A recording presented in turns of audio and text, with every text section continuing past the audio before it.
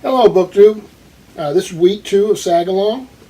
Those of you who watched my video yesterday know that we had a wintertime fondue party at the library, and it was fantastic. People brought their old fondue sets, their recipes, and the place was packed. Had a blast, got to talk to folks and had kids running around. It was a good time. So that was our first annual one of those. So I think that the consensus was we'll do one again. But Saga, Icelandic Saga, and this is Sagalong week 2. This is the translations I've been reading so far. The first was Eric the Red, and this is Gunnlaug Wormtongue, and it's a very different thing. And just some impressions. It's very short, so if you haven't read it, you can find it. You should be able to find it on Project Gutenberg or somewhere. It's a quick read. Very interesting. Now, last week with Eric the Red, what really stood out to me was, first of all, the prophetess, or the seer, how well she was described, how it showed a part of a world that's long gone. And the sea journeys, the families, the clan type setup, and the rough nature of life, that massive amount of travel, unbelievable amount of travel. And the episodic or patchwork quilt, I think, maybe, type of structure. And, you had men, women, animals in these boats. Very impressive and interesting story. This is not like that. This Gunnlaug and a beautiful young woman and Gunnlaug's opponent. I keep trying to pronounce his name, and I'm going to butcher this. Let me see here. There's I should have. So Helga is the girl, and Hrafn. I'm not saying that right.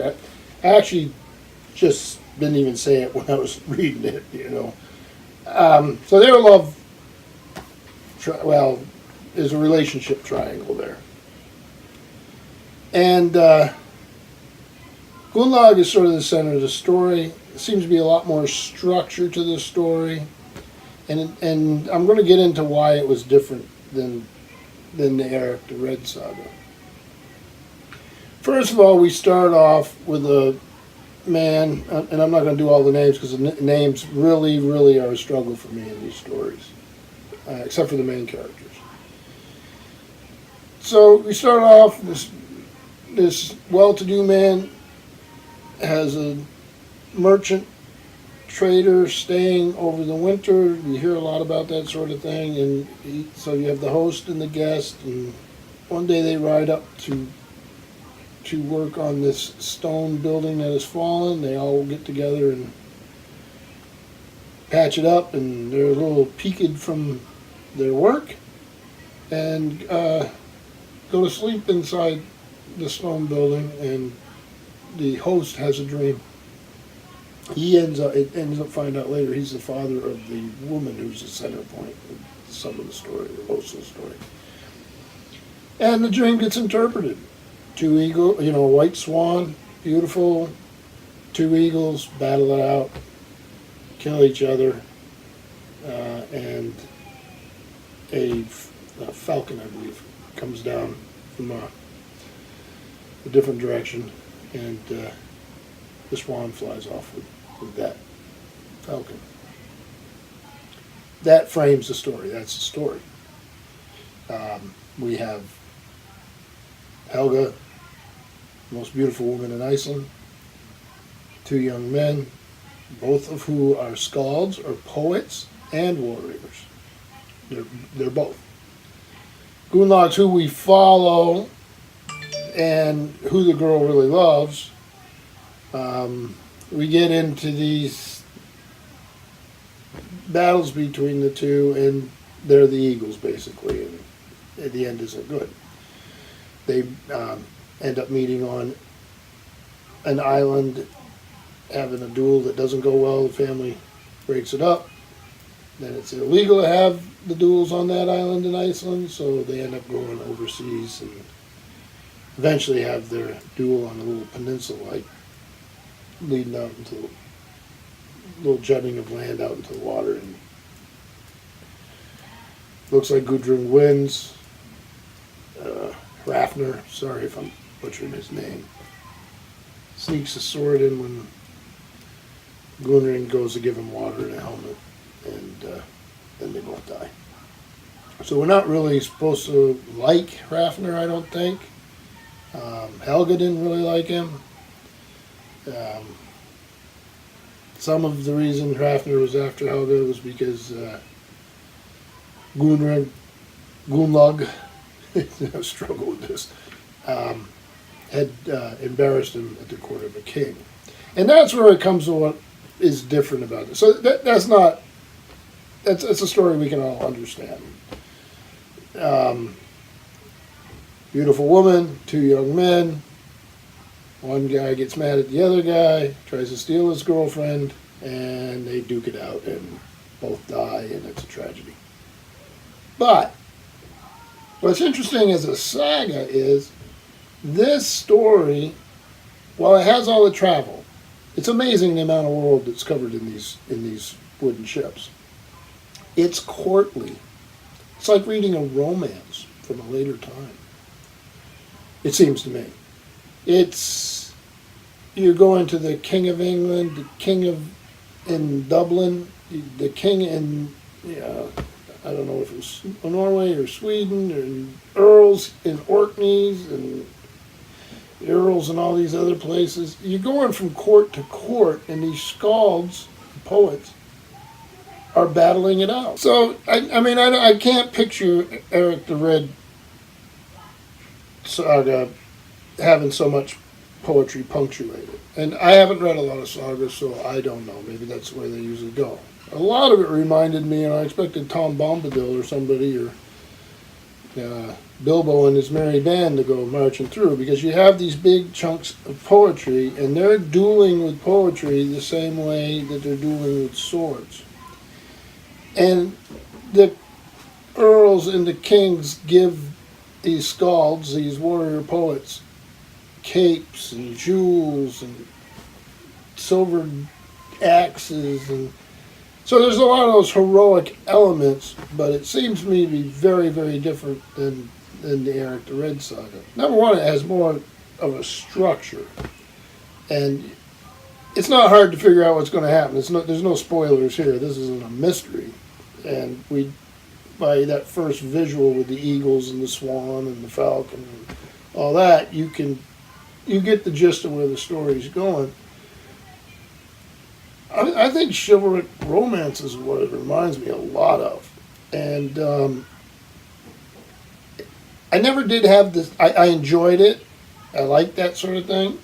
I didn't have that one scene that impressed me like the prophetess in Eric the Red saga. That really impressed me.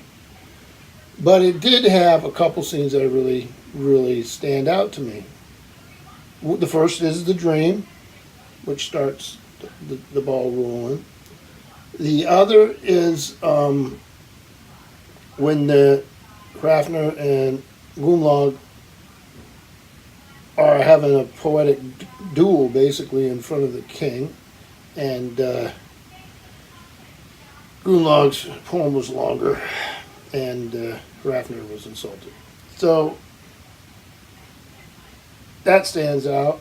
Some of the scenes with the king in England, and but the journeys, the traveling by the boat, the rough and readiness of that's missing. the harshness of the land's missing that was so evident in Eric the Red Saga. Now you're going, it's almost like the boat journey secondary, and you get to the courtly setting. So to me, it seemed very, very different. I know this is rambling, but some of the things I struggle with, again, the names. Place names, not so much. A lot of that stuff's familiar. The shift in tone from that rough and ready Eric the Red stuff to this much more polished and plot-driven story. So I really enjoyed it. I have not read so many of these sagas seem to be related. I mean, we have mention of Njal Saga, which I have heard of. I think there's a mention of Laxdalia's Saga. Some of these characters show up in other places in other sagas that I haven't read, so maybe I'm missing a little bit there. But it was well worth the read. I enjoyed it. Again, I think of chivalry. I mean, if you had, you could transfer this to a setting with medieval knights easily, I think. So if you like that sort of thing, maybe you would like this story. But that's my take on this story. Enjoyed it very much. I will leave links to everyone else doing Sagalong. There's a few events coming up this month, so I'd like to also throw out there. Of course, more of the Sagalongs. King Harold Saga, I think, is next, and then Prozetta after that, and then that'll finish things up. I also have 2F by Sea. I'm doing fiction this month, and Steve is doing non-fiction, nautical stuff, so that'll be the third Thursday of the month. And time to get back to reading, so I hope everybody's having a good weekend, and thank you, BookTube.